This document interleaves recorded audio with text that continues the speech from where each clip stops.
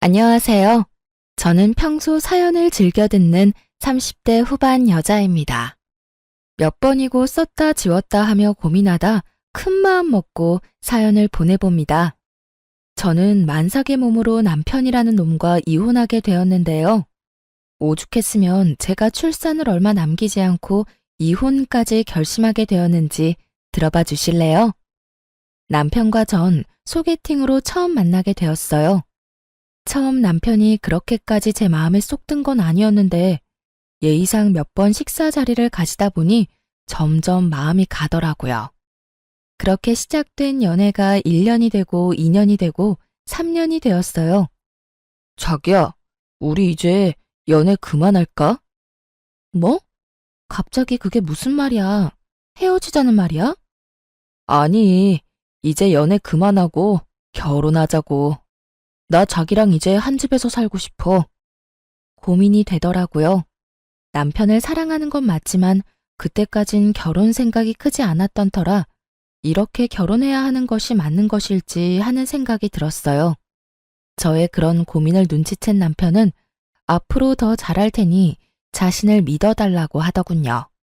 그 뒤론 남편은 저에게 정말 헌신적으로 잘해주었고 전 살면서 이렇게 저를 아껴주고 사랑해주는 남자가 또 있을까? 하는 생각이 들더라고요. 결국 전 남편의 프로포즈를 승낙했고 그렇게 저흰 결혼하게 되었어요. 결혼을 할 당시 저흰 부모님의 도움을 받지 않고 오로지 저희가 가진 돈으로 결혼했어요. 양쪽 집이 어렵다거나 그런 이유는 아니었어요. 많진 않았지만 그간 회사 생활을 하며 저희도 그간 모은 돈이 있었기에 굳이 손을 벌리고 싶지 않았기 때문이었어요. 시댁은 어머님 혼자 계셨는데 아버님은 일찍 돌아가시고 어머님이 혼자 남편과 남편보다 3살 어린 시누이를 키웠다고 하더라고요. 그 어려운 상황에서도 아들, 딸 모자람 없이 넉넉한 환경에서 키워주셨다는 말을 듣는데 어머님 참 대단하시다는 생각과 함께 존경심마저 들었어요. 저희 부모님도 저와 생각이 같으셨는데 결혼 반대는커녕 시댁에 잘하라는 말씀과 함께 저의 결혼을 응원해 주셨어요. 그렇게 결혼을 하게 된 저흰 여느 부부와 다름이 없는 평범한 부부였어요. 때론 다투기도 하고 다투고 나면 서로 자존심에 말도 하지 않기도 하고 그러다 또 언제 그랬냐는 듯이 풀려 함께 시간을 보냈죠. 남편과 전 장난치는 걸 좋아해서 싸움의 끝은 꼭 가벼운 장난을 치며 화해하곤 했어요. 저희는 그렇게 평범하게 살아가고 있었어요. 적당한 시기에 임신도 했고요. 다만 유산기가 보인다며 제가 갑자기 휴직하게 된 것이 사건이라면 사건이 될 수도 있을 만큼 평범하고 평화로웠죠. 지금 생각해보니 그 짧은 순간이 결혼 생활 중 가장 행복한 순간이었네요. 존경스러운 어머님도 저와 장단이 잘 맞는 남편도 내면에 어떤 모습을 감추고 있는지 전혀 예상조차도 하지 못했으니까요. 그렇게 행복하던 어느 날 남편이 심각한 얼굴로 집으로 들어오더라고요. 대개 남편이 심각한 얼굴이면 돈 문제, 일 문제밖에 없더라는 이야기를 들었던 터라 전 의아했어요. 남편은 진급을 앞두고 있을 정도로 회사 일은 평탄했고 생활에 드는 돈도 마찬가지였었어요. 저의 휴직으로 인해 외벌이가 되긴 했지만 그것 때문에 남편이 부담을 느끼거나 그런 일은 없었어요. 월급과 비교를 한다면 적긴 하지만 이럴 때를 대비해 모아뒀던 돈이 있었던 터라 여유 있는 생활이 가능했기에 남편의 심각한 얼굴이 더욱 의아하더군요. 전 아무리 생각해도 다른 이유가 떠오르지 않았고 답답한 마음에 먼저 남편에게 물었어요. 여보, 무슨 일 있어? 표정이 너무 안 좋아. 그게 집에 일이 좀 생겼어. 정확히는 희정이가 사고를 쳤어. 아, 정말 미칠 것 같아. 아가씨가? 왜? 무슨 일인데? 주식을 하다가 일을 냈다네. 그냥 주식에 투자해서 까먹은 거면 그나마 다행인데 신용까지 써서 했는데 그 종목이 완전히 하락했나 봐. 그래서 강제 청산이란 걸 당했다고 하더라고. 그거 갚으려고 대출 내고 또 본전 생각나서 대출 내고 그렇게 해서 결국 다 잃었다나 봐. 빚만 남았다는데 그 금액이 꽤 크더라고. 남편의 표정이 어두웠던 이유는 다름 아닌 남편의 동생 신우이 때문이었어요. 그때 당시 주식에 대해선 전혀 알지 못하는 저도 주식시장이 좋지 않다는 것 정도는 알고 있었는데 하필 이럴 때 왜 주식을 한 것인지 저로서는 이해가 되지 않았어요. 거기다 신용까지 썼다니 탄식이 나오더군요.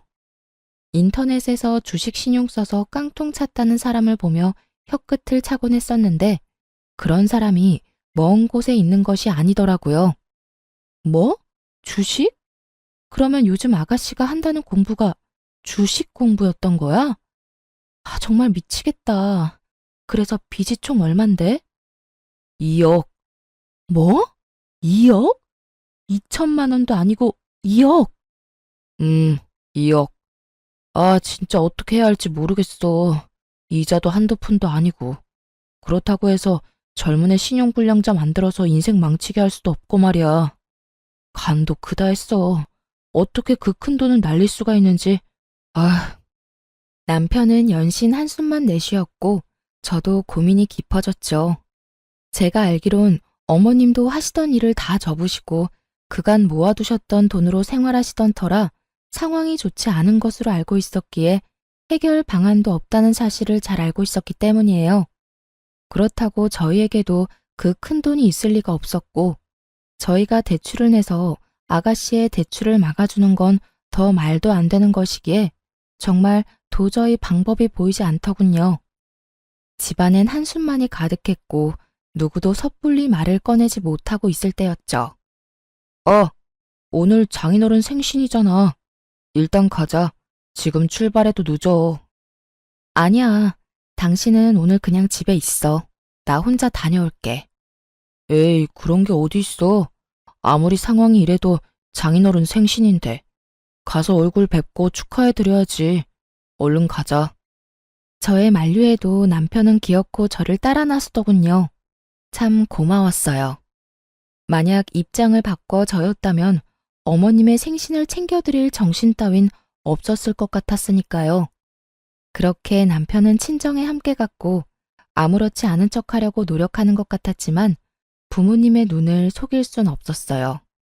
언뜻 보이는 남편의 어두운 표정을 보신 부모님은 식사 자리가 끝나자 기다렸다는 듯 물으시더라고요. 박서방, 무슨 일이 있어? 표정이 영 안 좋은데. 네? 아닙니다, 장인어른. 일은 무슨요. 요즘 회사 일이 바빠서 조금 피곤한 것 빼곤 아무 일 없습니다. 거짓말할 생각하지 말게. 부모가 되어보면 다 보인다네. 내 자식이 무슨 일이 있구나. 고민이 깊구나. 이런 건 그냥 다 보인다고. 오늘 자네가 들어오는데 무슨 일이 있구나 싶었으니 숨길 생각 말고 말해보게. 다 알고 있다는 듯 추궁 아닌 추궁하는 아빠에게 더 이상의 거짓말은 소용없는 짓이었고 남편 역시 그렇게 느꼈는지 사실대로 털어놓더군요. 그게 사실은 집에 일이 좀 생겼습니다. 동생이 주식을 하다가 빚을 많이 내게 됐다는 사실을 알게 돼서. 죄송합니다, 장인어른. 좋은 날인데 표정 관리 하나 잘 못하고. 아, 그런 일이 있었구먼. 그래서 빚이 얼마나 되길래 자네 안색이 이렇게나 좋지 않은 게야? 그게 2억 정도 된다고 합니다. 생각보다 큰 금액이긴 하군. 자네 걱정이 많았겠어. 괜찮습니다, 장인어른. 어떻게 해서든 해결해 볼 테니 걱정하지 마십시오. 아빠도 적잖게 놀란 눈치더군요. 왜 안 그렇겠어요? 2억이 누구 집 개 이름도 아니고 20대 아가씨가 그렇게 큰 돈을 주식으로 날렸다는데 놀라시는 게 당연했죠. 그렇게 한참을 고민에 빠져 계시던 아빠는 방으로 들어가시더니 종이와 펜을 들고 다시 저희 앞에 앉으시더라고요. 일단 돈은 내가 마련해 줄 테니 급한 불부터 끄세. 아닙니다. 금액이 너무 크기도 하고 제가 무슨 염치로. 제가 알아서 해보겠습니다. 말씀만으로도 너무 감사합니다, 장인어른. 자네 말대로 그 큰 금액을 자네가 무슨 수로 마련한단 말인가? 이럴 땐 그냥 감사합니다 하고 받는 걸세. 염치가 밥 먹여준다나? 돈이라도 만들어준다나? 그런 건 일단 급한 불부터 끄고 생각하는 걸세. 그리고 그냥 준다는 거 아니네. 여기 이 종이에 차용증 쓰게. 달마다 조금씩 갚아 나가게. 그게 그래도 제가 염치가 너무 없습니다. 얼른 적게. 늙으니 팔 떨어지겠네. 장인어른, 너무 감사합니다. 정말 감사합니다. 정말 이 은혜 잊지 않겠습니다. 마음고생이 심했는지 남편은 울더라고요. 이건 아니라는 생각도 들긴 했지만 차용증도 이미 썼고 재빠른 아빠가 이미 입금도 완료했던 상황이었기에 제가 나서서 뭘 어떻게 할 수 없는 상황이더군요. 상황도 그랬지만 재차 감사하다며 우는 남편을 보니 안쓰럽기도 해 괜히 입대지 말고 남편을 믿어보기로 했어요. 남편은 제 걱정과는 달리 성실히 변제를 해나가더군요. 저에게도 더 잘해주고요. 주말엔 꼭 저를 데리고 친정으로 가 시간을 보내주고 임산부의 특권인 새벽에 뜬금없는 음식 찾기도 마음껏 누리게 해주었어요. 여보, 왜 그러고 있어? 그게 나 냉면이 너무 먹고 싶어. 그 냉면 안에 들어있는 무절임 김치를 너무 먹고 싶어. 그거에 갈비 싸 먹으면 너무 맛있을 것 같아. 어이구, 그런 거면 진작 날 깨웠어야지. 당신 내일 출근도 해야 하는데 어떻게 깨워? 그래도 깨워. 괜찮아. 임신했을 때 먹고 싶은 거 못 먹으면 미운아가 나온다고 그러더라. 그러니까 먹고 싶은 거 있으면 내가 밤 꼴딱 새우고 겨우 눈 붙인 상황이라도 무조건 깨워. 알겠지? 고마워. 그러면서 밝게 웃는 얼굴로 냉면과 갈비를 구하러 나가는 남편의 뒷모습을 보는데 눈물이 다 날 정도로 참 행복하더군요. 마음 편히 잘 먹고 잘 지낸 덕에 아기는 저의 뱃속에서 무럭무럭 잘 자라주었고 안정기를 지나 만삭이 되었어요. 그렇게 5개월이 지났고 전 출산을 앞두고 있었습니다. 출산 경험이 있으신 분들이면 다들 아시다시피 그맘때쯤엔 다들 출산 가방을 몇 번씩 쌌다가 풀었다가 하시잖아요. 저도 마찬가지였어요. 여기저기 검색을 해보고 필요하다 싶은 물건을 고르고 골라 가방을 싸고 있었죠. 현관문 열리는 소리에 시계를 보니 벌써 남편 퇴근 시간이 되었더라고요.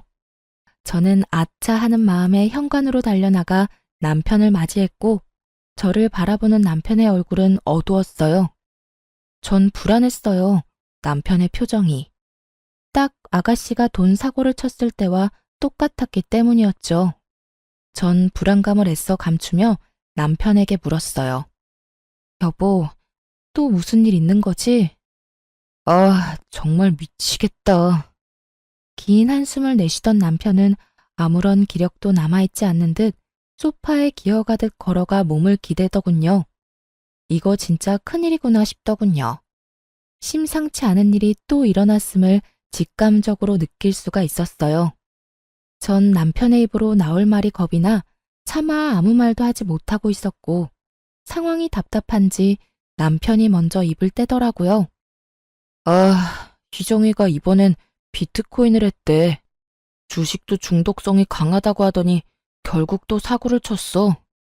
애초에 그 2억을 해주면 안 되는 거였나 봐. 한번 갚아줬더니 애가 그래도 된다고 생각하는 걸까? 아님 돈이 돈 같지 않게 느껴지는 걸까? 아, 내 핏줄이지만 이해가 안 된다 정말. 기가 막히더군요. 그 큰 돈을 해결해준 지 1년도 되지 않았는데 또 똑같은 짓으로 빚을 졌다니. 염치가 없어도 어쩜 그렇게도 없을 수가 없는지. 그래도 남편의 가족이니 남편 앞에선 심한 욕도 하지 못하고 답답해서 미칠 지경이더라고요. 전 끓어오르는 화를 겨우 누른 채 물었어요. 그래서 이번엔 또 얼만데? 또 억 단위야? 아니, 다행이라고 하기도 뭐하지만 억 단위는 아니더라고. 그게 5천만 원 정도 된다고 하더라. 5천만 원이나 돼? 엄마는 그냥 나가 죽으라 그러고 희정이는 한 번만 더 살려달라고 두 번 다신 그런 일 없을 거라고 그러는데 내가 진짜 미치겠더라니까. 아무것도 못하게 손을 묶어놓을 수도 없는 노릇이고 어떻게 해야 할지 모르겠어. 내가 진짜 이런 말까지 하고 싶지 않았는데 아가씨 진짜 해도 해도 너무한다. 어머님도 그렇고 당신도 그렇고 힘든 거 뻔히 알면서 왜 그러신데 도대체? 그러게. 그래서 말인데 나 한동안 장인어른한테 드리는 돈 못 드릴 것 같은데 어쩌지? 우리 아빠 돈은 왜? 설마 아니지? 당신 또 아가씨한테 돈 해줄 거 아니지? 저의 다급한 물음에 남편은 고개를 떨구며 다 기어들어가는 목소리로 답하더군요. 그러면 어쩌겠어. 신불자 되지 말라고 2억은 갚아주고 5천 못 갚아줘서 신불자 만들 순 없잖아. 일단 일부분 먼저 갚아주고 나머지는 달마다 되는 대로 해결해 주려고. 이쯤 되니 도저히 참을 수가 없더라고요. 동생이 진 빚 때문에 처가의 돈을 빌려놓고선 또 동생이 진 빚 때문에 처가 돈을 한동안 못 갚겠다니요. 이 무슨 말도 안 되는 상황인가요? 그리고 오빠가 무슨 동네 호구도 아니고 동생이 사고 칠 때마다 도와주면 저와 아기는 어떻게 하나요? 전 입에 개거품을 물 기세로 남편에게 따져 물었어요. 당신 진짜 미쳤어? 우리도 이제 곧 새 가족이 생기는데 아가씨 도와줄 돈이 어디 있어? 그리고 아가씨 도와준다고 아빠한테 빌린 돈을 안 갚는다는 게 말이 돼? 안 갚는다는 게 아니라 한동안은 못 드리겠지만 급한 돈만 마무리되고 나면 다시 갚아 나갈 거야. 그러니까 당신이 말 좀 잘해주면 안 될까? 응, 안 돼. 절대 안 돼. 아가씨를 돕든 어머니를 돕든 그건 당신 마음이지만 무슨 일이 있어도 우리 아빠 돈은 빼먹지 말고 갚아. 난 분명하게 말했다. 아, 알겠어. 남편은 서운한 티를 팍팍 냈지만 전 양보할 수 없었어요. 드리던 돈을 줄인다고 해도 될까 말까 하는 상황에 한동안 못 드린다는 말은 앞으로도 드리지 않겠다는 말로 들렸기에 더욱 양보할 수가 없더군요. 이때 이혼을 했었더라면 그 더러운 꼴은 보지 않아도 됐을 텐데. 이때까지 저는 남편을 사랑했고 다른 문제도 아닌 아가씨 돈 문제 때문에 이혼할 생각은 없었기에 이 고비만 잘 넘기면 다시 평화가 찾아올 거라 믿어 의심치 않았어요. 하지만 제가 바라고 기대하던 그 평화는 찾아오지 않았어요. 다른 방법을 찾아보겠다고 한 남편은 결국 방법을 찾지 못했는지 아빠에게 돈을 드리지 않았더군요. 이 사실을 알게 된 과정도 참 기가 막혔어요. 전 아무래도 남편에게 너무 냉정하게 말을 한 것 같아 제가 가지고 있던 돈이라도 좀 보태주려고 돈을 보내드렸냐고 물었어요. 여보, 오늘 그날이잖아. 아빠한테 입금해줬어? 어? 당연하지. 겨우겨우 맞춰서 입금해드렸어. 걱정하지 마. 그래? 알겠어. 아가씨 일은 어떻게 할지 같이 잘 생각해보자. 알겠어. 남편의 적잖게 당황하는 모습과 대화를 피하는 모습이 수상하더라고요. 그래서 전 남편이 출근하고 난 뒤 엄마에게 전화를 걸었고 엄마에게서 입금이 되지 않았다는 말을 듣게 되었던 것이었어요. 더는 남편과 해결할 문제가 아니라는 생각이 들었고 바로 시댁으로 찾아갔어요. 시댁은 주택이었는데 무슨 일인지 대문이 열려 있길래 벨을 누르지 않고 그냥 들어갔고 마당에서 현관으로 걸어가는데 현관도 열린 것인지 집안의 대화 소리가 들리더군요. 대화의 주인공은 어머님과 시누이였는데 두 사람은 싸우고 있는 듯 했어요. 언성은 높았고 그 높고 큰 목소리 덕분에 두 사람의 대화가 더욱 잘 들렸어요. 엄마, 그냥 엄마가 돈 좀 해줘. 나 진짜 다시는 돈 사고 안 친다니까. 진짜 앞으로는 절대 이런 일 없을 거야. 그러니까 나 한 번만 좀 살려줘. 이거사, 엄마가 돈이 어디 있어? 요즘 엄마도 일 다 접고 집에서 쉬는 거 알아 몰라? 없긴 왜 없어? 이 집 있잖아. 이게 진짜 미쳤나 봐. 달랑 하나 남은 집으로 네 빚이나 갚아달라는 말이야? 딱 5천만 원만 해주면 되잖아. 집 담보 대출 받아서 좀 해결해줘. 너 진짜 미쳤어? 엄마는 딸보다 이딴 집이 더 중요해? 나 진짜 이러다 신용불량자 된다고. 하나뿐인 딸이 신용불량자 되면 엄마는 좋을 것 같아? 상견례 때부터 철이 없다 싶더니 신우이의 뻔뻔한 말을 듣고 있자니 저 미친 딸을 살려둔 어머님이 대단하다는 생각마저 들더군요. 아무래도 오늘은 날이 아닌 것 같아 돌아서는 순간 어머님의 대답이 제 발길을 멈추게 했어요. 기다려봐 이거사. 네 오빠가 처가에서 또 돈 받아온다고 했으니까.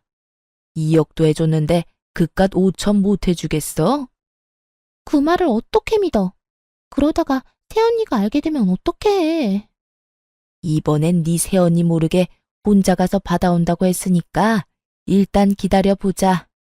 어찌됐든 이 집은 절대로 못 건드리니까 그런 줄 알아. 이건 엄마 노후 자금이라고. 만약에 또 빌려온다 쳐. 그 돈을 또 언제 다 갚아. 그냥 엄마가 좀 해주면 안 돼? 네가 갚을 것도 아니면서 뭘 그런 걱정까지 하니? 그리고 그 돈을 설마 다 받겠어? 그냥 성의 표시로 몇 달 갚다 보면 인제 그만 갚으라고 하겠지. 혹시라도 그런 말 없으면 처가 가서 힘든 척 좀 하라고 하면 돼. 이제 애도 나오겠다. 자기 딸 힘들어질 게 뻔한데 그 돈을 다 받겠어? 그러니까 넌 앞으로 다신 주식, 코인 이런 거 할 생각도 하지 마. 알겠어? 정말 가관이었습니다. 애초에 갚을 생각도 없었다는 것도 기가 막히는데 또 친정에 빌붙을 생각이었다니 대화를 들으면 들을수록 모녀 사이가 맞는구나 싶더군요. 뻔뻔하기가 어쩜 그렇게나 똑같은지 웃음이 다 나더라고요.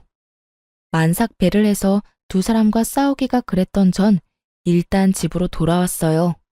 뱃속의 아기만 아니었다면 당장 그 집구석에 들어가 다 엎어놨겠지만 혹시나 하는 마음이 드니 행동이 신중해지더라고요. 남편도 어머님과 같은 생각인지 궁금했고 일단 상황을 지켜보기로 했죠. 집으로 돌아온 저는 다시 생각에 빠져들었고 다시 생각해도 기가 막히더군요. 어떤 뇌구조를 가지고 있으면 저런 해결책을 찾을 수가 있는 건지. 아니, 애초에 그것이 해결책이라곤 할 순 있는 건가요? 그건 그냥 떠넘기는 거 아닌가요? 그것도 사돈한테 말이죠. 심지어 어머님이 대출된다는 사실도 놀라웠어요. 처음 신우이가 돈 사고를 쳤을 당시 입만 떼면 요즘 힘들다고 하는 어머님을 보며 상황이 아주 좋지 않아 대출이 불가능하다고 생각했는데 애초에 어머님은 대출할 생각도 없었다는 사실을 알게 되자 더욱 그 뇌구조가 궁금하더군요. 지금 일어나는 모든 상황 자체가 상식적이지 않았고 이 상식적이지 않은 상황을 정리해야만 하겠더라고요. 일단 남편이 어디까지 알고 있는 것인지가 중요했어요. 정황상 남편도 어머님과 한통속인 듯 했지만 혹시 모르는 만일이라는 것도 있기에 확실히 남편의 의중을 확인했어야 했죠. 정확히 확인해야만 남편과 이혼할지 아니면 시댁과의 연만 끊을지 결정되는 문제이기에 신중해야 했습니다. 무엇보다 뱃속에 아기도 있으니 더욱 신중에 신중을 더해야 했어요. 제가 생각에 빠져있는 사이 남편은 퇴근하고 돌아왔고 전 남편에게 아무것도 모르는 척 물어봤어요. 여보, 내가 혹시 몰라서 엄마한테 물어봤는데 요즘 우리 친정도 힘들다네? 생활비도 모자라는 상황인가 봐. 그래서 하는 말인데 어머님 지금 사는 집도 작아잖아. 거기 담보대출 받는 건 어때? 그 정도 집이면 5천 정도는 그냥 나오지 않아? 제 말에 남편은 눈에 보이게 움찔하더군요. 그 모습만으로도 남편의 의중을 알기에 부족함이 없었고 그 뒤로 남편의 입에서 흘러나오는 말들은 더욱 저에게 확신을 심어주었습니다. 그게 그 집은 엄마 노후 자금인데 건드리기가 좀 그렇잖아. 우리도 이제 아기 태어나고 나면 더 도와드리기 힘들 테고. 나중 생각하면 그 집은 건드리면 안 되겠다 싶더라고. 입을 확 찢어버리고 싶은 마음을 겨우 누르고선 남편에게 따지듯 되물었어요. 그게 말이 돼? 당신한테 빌려준 2억도 우리 아빠 엄마 노후 자금이었어. 그 돈은 받아가서 갚지도 못하고 있는데 어머님 집은 노후 자금이라서 안 된다. 그런 논리가 도대체 어디 있어? 심지어 아가씨 일이잖아. 우리 엄마 아빠는 자기 자식도 아닌 아가씨 빚 갚는다고 노후 자금 다 내놓은 판국에 일이 또 이렇게 됐으면 당연히 어머님이 나서야 할 때 아니야? 아니, 늦어도 한참 늦으셨지. 사실 2억도 우리 부모님이 아니라 어머님이 해주셨어야 했어. 내 말이 틀려? 최대한 언성은 높이지 않으려고 노력했는데 말하다 보니 저도 모르게 점점 언성이 높아지더라고요. 그런 제 모습이 남편도 거슬렸는지 급발진하며 막말을 쏟아내기 시작하더군요. 당신 지금 그까지 돈 좀 당신 친정에서 받아왔다고 유세 떨어? 그까지 푼 돈으로 유세 좀 떨지 마. 보고 있기 역겨우니까. 뭐라고? 역겹다니.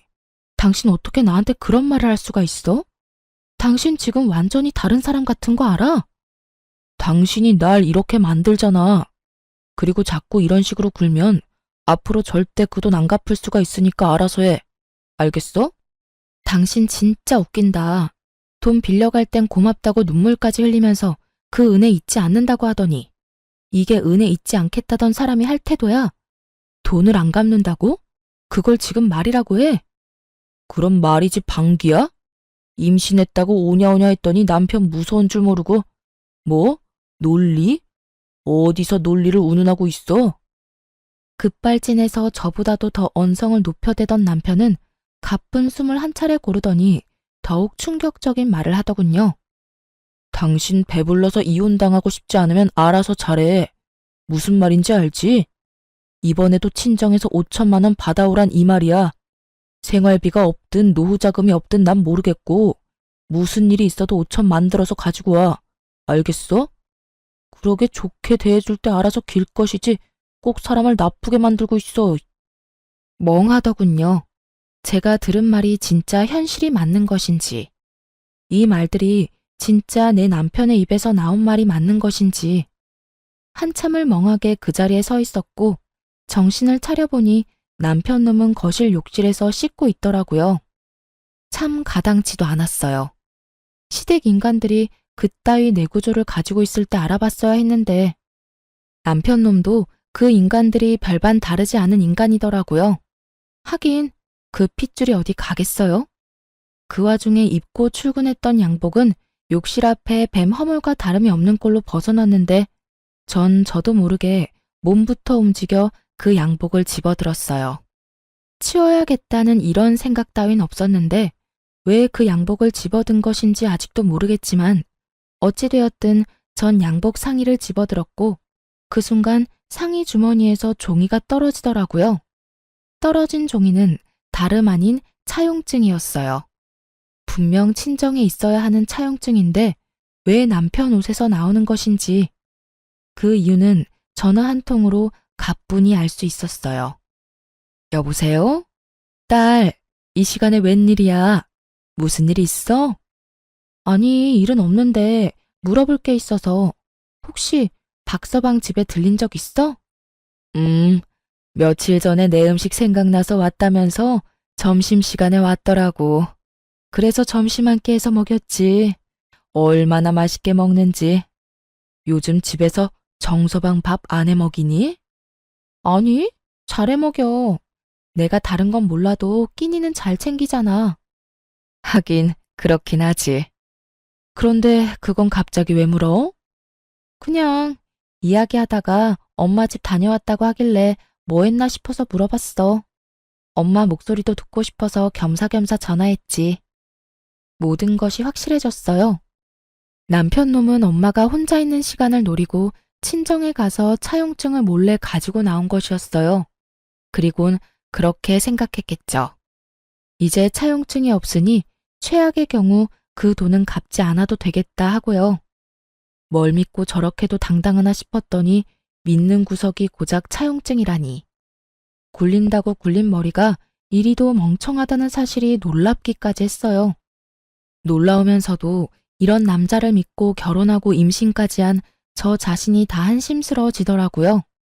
남편의 구역질 나는 의중도 잘 알았겠다. 전 더는 망설일 필요가 없었어요. 남편은 제가 만삭이고 곧 아기도 태어날 것이니 아기를 생각해 이혼은 할 수 없어 돈은 마련해 오겠지 하고 생각한 모양인데 절 몰라도 한참 몰랐네요. 전 태어날 아기를 위해서도 이 인간 같지도 않은 기생충 같은 놈과 살 생각이 전혀 없었어요. 그렇게 전 이혼을 위한 준비를 차곡차곡 해나갔습니다. 이혼 전문 변호사를 만나 상담도 하고 부모님께 이혼할 것이라는 말씀도 드렸어요.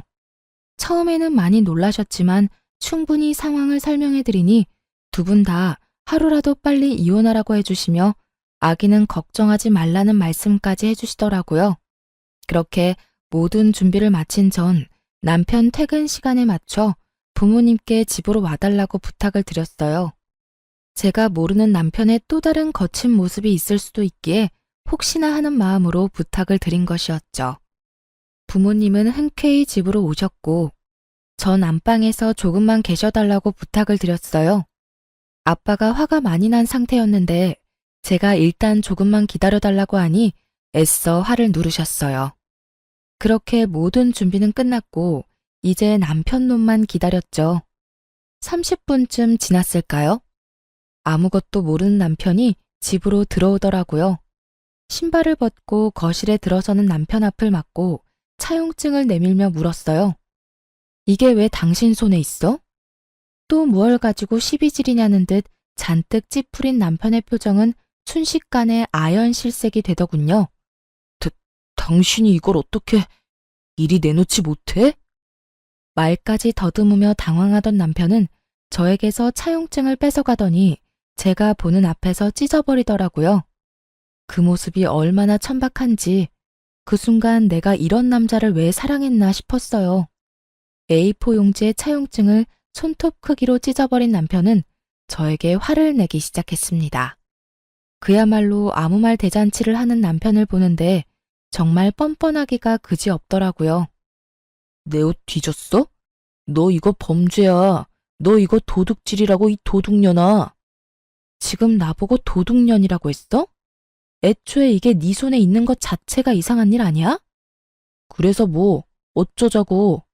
네가 뭘 알았든 니까짓게 할 수 있는 거라도 있어? 할 수 있는 거? 있지. 할 수 있는 게 한두 가지가 아닌데 그중 제일 급한 게 이거인 것 같네. 우리 이혼하자.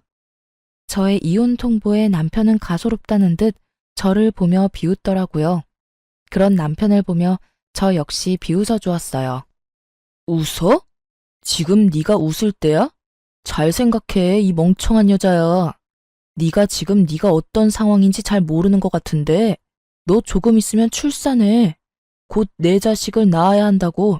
그럼 어떻게 해야 하겠어? 어떻게 하긴 너 같은 놈이랑 이혼하고 혼자 순산하면 되지. 아니지. 지금 나랑 이혼하면 너만 손해야. 알겠어? 너 애 혼자 키울 자신 있어. 난 미리 말하는데 우리 이혼하면 애 키울 생각 없어. 그러니까 꼴에 자존심 부린다고 후회할 짓 하지 말고 내가 저번에 말했듯이 친정 가서 돈이나 받아와. 깔끔하게 5천만 원만 받아오면 내가 다 용서하고 너랑 다시 살아줄게. 물론 애한테 잘할 거야. 아무렴 내 핏줄인데 잘해야지. 남편의 말을 듣고 있는데 이놈의 따귀를 때려줘야 하나 머리채를 잡아야 하나 정말 오만 생각이 다 들더군요. 뱃속에 아기도 잊은 채 저놈을 어떻게 뜯어놔야 제 분이 풀릴까 하는 고민에 빠진 그때 제가 준비한 무대에 또 다른 주인공이 집으로 들어오더라고요. 그건 바로 어머님이었어요. 사연에 나오는 대부분의 시모가 그러하듯 어머님 역시 벨 따윈 누르지 않고 당당히 비밀번호를 누르고 들어오시더군요. 남들이 봤다면 어머님 집이라는 착각이 들 정도의 당당함에 참 어이가 없더라고요. 넌 임신한 게 유세구나. 이 시간에 어른을 오라가라. 말 한마디로 움직이게나 하고 말이다. 그래, 네 말대로 네 남편 퇴근 시간 맞춰서 내가 왔다. 무슨 할 말씩이나 있어서 이 시간에 오라고 한 게야? 어머님은 어른인 자신을 저희 집으로 오라고 한 것에 불만이 큰 듯 저를 매섭게 쏘아보며 말하더군요. 전 그런 어머님의 눈을 피하지 않고 대답해 드렸어요. 저 이 사람이랑 이혼하려고요. 이혼? 너 어디 아프니? 갑자기 무슨 이혼을 한단 말이야? 내가 아는 그 이혼 맞니? 네, 그 이혼 맞아요. 사실 제가 며칠 전에 어머님 댁에 갔다가 들어선 안 될 이야기를 좀 들었거든요. 너 이제 하다 몰래 남의 대화도 엿듣니? 정말 수준하고는. 그래, 말 나왔으니 드러나 보자. 무슨 이야기를 들었길래 이 밤중에 사람을 오라가라 했는지 말이나 해보려무나. 아, 그게요. 어머님이랑 아가씨가 나누는 대화였는데 제가 수준 낮게 굳이 엿듣지 않아도 어찌나 크게도 이야기하시는지 마당에서도 다 들리던데요. 그 돈 무서운 줄 모르는 아가씨는 어머님께 집 담보대출을 해서라도 돈 내놓으라고 난리였고 어머님은 집은 절대 못 건드린다며 저희 친정에서 네 오빠가 돈 받아올 테니 기다리라고 하시더라고요. 제가 그 이야기를 듣는데 기가 막혀서 한참을 웃었지 뭐예요. 제가 여기 이 자리에서 분명하게 정리해 드릴 테니 잘 들으세요. 너도 잘 듣고. 전 절대 저희 친정에서 5천만 원은커녕 10원도 더 받아올 생각도 없을 뿐더러 앞전에 빌려드린 2억도 1원 한 푼 빼지 않고 다 받아낼 거예요. 아, 그리고 위자료까지 두둑하게 받아내고 이혼할 예정이니 미리 돈이나 준비해 두세요. 어머님 집 담보대출 지금 받으시면 되시겠네요. 제 말에 어머님은 목덜미를 잡고 어버버하고 있었고 악에 바친 남편놈이 노발대발 화를 내며 소리를 지르더군요. 2억? 차용증도 없는 마당에 네가 무슨 수로 돈을 받아내겠다는 거야? 증거 있어? 내가 2억 빌렸다는 증거 있냐고. 이쯤 되니 정말 이 인간들은 제정신이 아닌 것 같더라고요. 그냥 염치가 없는 정도를 넘어 정신과 치료가 필요해 보이는 수준이었어요. 돈과 엮이면 전혀 다른 사람이 되는 사람들이 있다더니 제 가까운 곳에 그것도 지금까진 가족인 사람이 그런 사람이었다니. 참 놀랍기도 하고 무섭기도 하더라고요. 거의 이성이 마비된 듯한 남편의 모습에 제가 흠칫하는 사이 모든 대화를 듣고 있던 아빠가 위험을 감지하셨는지 안방 문을 거칠게 열고 나오셨어요. 아빠는 그 어느 때보다 화가 나 계셨고 아빠를 발견한 남편은 사색이 되어버리더군요. 그랬겠죠. 저희 아빠 직업 군인을 오래 하시다 사회로 나오셔서 건설 쪽에서도 오래 계셨거든요. 직급이 꽤 높았음에도 불구하고 현장을 워낙 좋아하셔서 현장에서 몸을 많이 쓰셨던 터라 몸이 아직 군인 시절 몸 그대로였어요. 거기에다 성격도 불같은 면이 있으신 걸 누구보다 남편도 잘 알고 있었으니 잘못 걸렸다 싶었을 거예요. 이러한 아빠의 성정을 모르는 어머님은 떨고 있는 남편 대신 목소리를 높이기 시작하더군요. 사돈도 계셨군요. 잘 됐네요. 사돈, 글쎄 이 꼴을 보세요. 배는 저만큼 불러서는 사돈 딸 하는 짓거리 좀 보시라고요.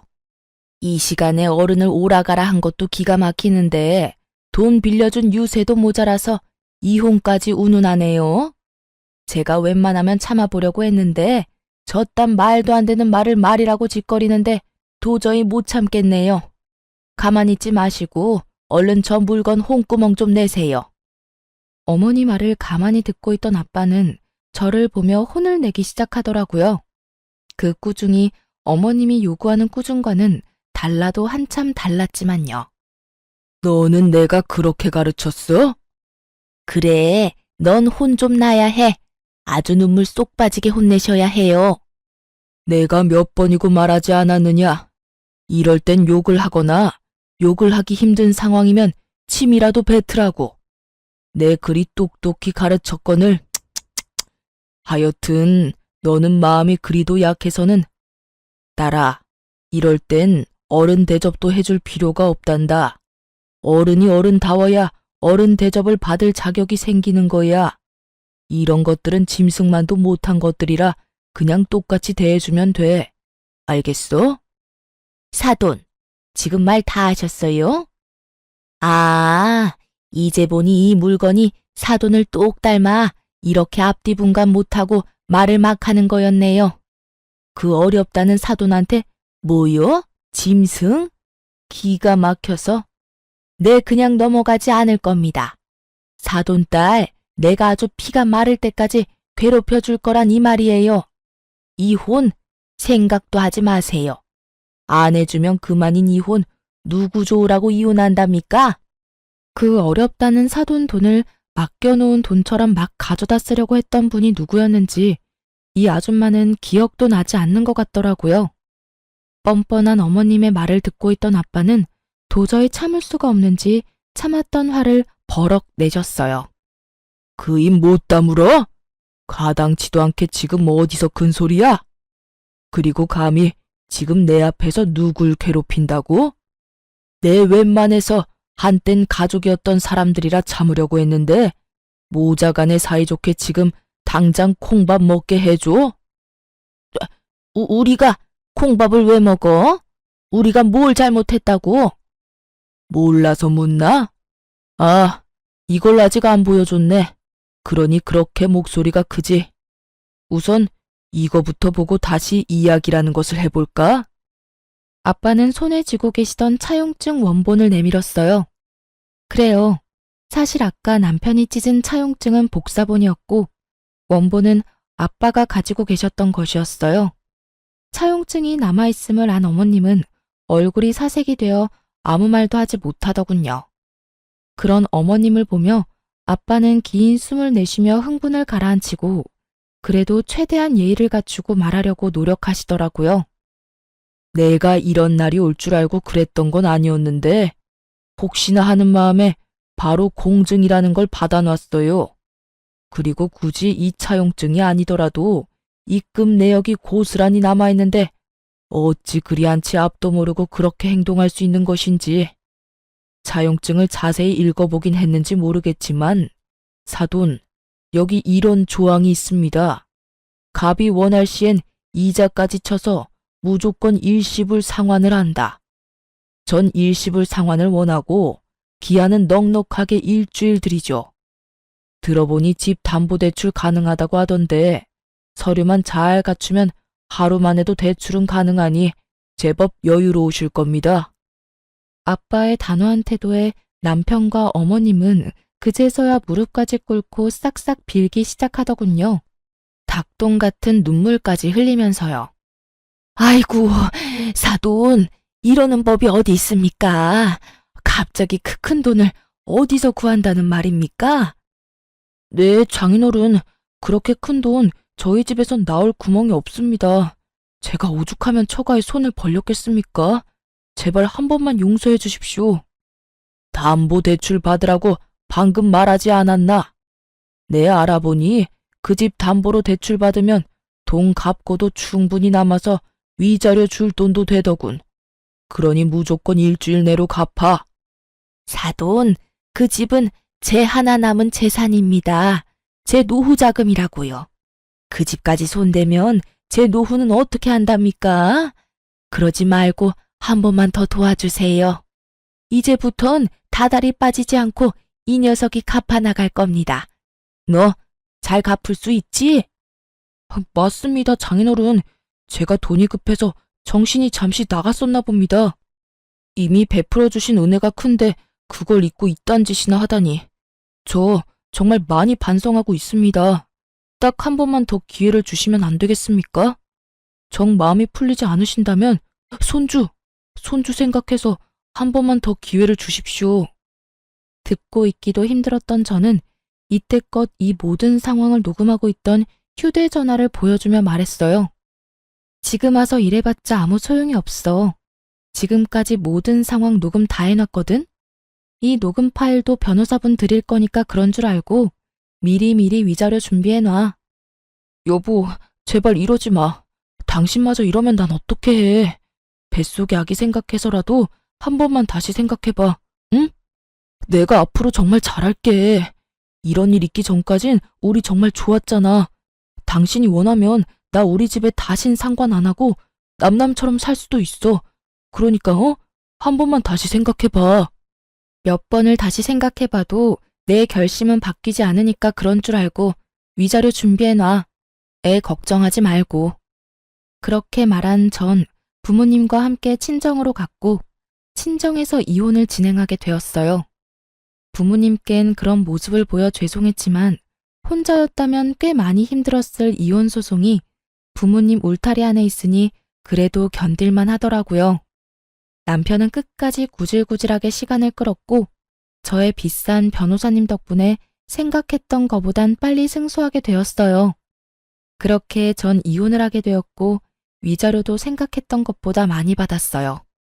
물론 부모님의 피 같은 돈도 이자까지 쳐서 다 돌려받았고요. 제 위자료와 부모님의 돈은 결국 전 시모의 집을 처분해 주더라고요. 왜 굳이 처분을 했을까 하고 궁금했는데 동네 분들께 전해 들은 말론 그 사이 전 시누이가 또 사고를 쳤다고 하더군요. 대출로는 충당이 안 되는 금액이라 집을 처분했어야만 했고 전셋집은커녕 월세집으로 이사를 했다고 했어요. 그 말을 듣는데 월세집까지 털어먹어야 그 손가락이 멈추려나 하는 생각이 들더군요. 그것이 마지막으로 그 인간들의 소식은 들을 수가 없었어요. 굳이 듣고 싶지도 않았고요. 이혼하고 난 뒤 2주일 정도 지났을 때 전 출산을 했어요. 정말 하늘이 노랗게 변한다고 하더니 전 노랗다 못해 하늘 볼 정신도 없더라고요. 아, 정말 이러다 큰일 나겠구나 하는 순간 아기가 세상 밖으로 나왔고 전 딸아이를 품에 안게 되었습니다. 그때 처음 든 생각이 다른 것도 아닌 엄마도 이렇게 힘들었을까? 였어요. 말로만 듣던 출산을 직접 하고 나니 정말 엄마가 대단하다는 생각밖에 들진 않더군요. 그렇게 제가 철이 들게 만들어준 딸은 4.5kg로 아주 건강한 딸이었고 자연분만을 한 저 자신을 뿌듯하게까지 느끼게 해주는 우량아였어요.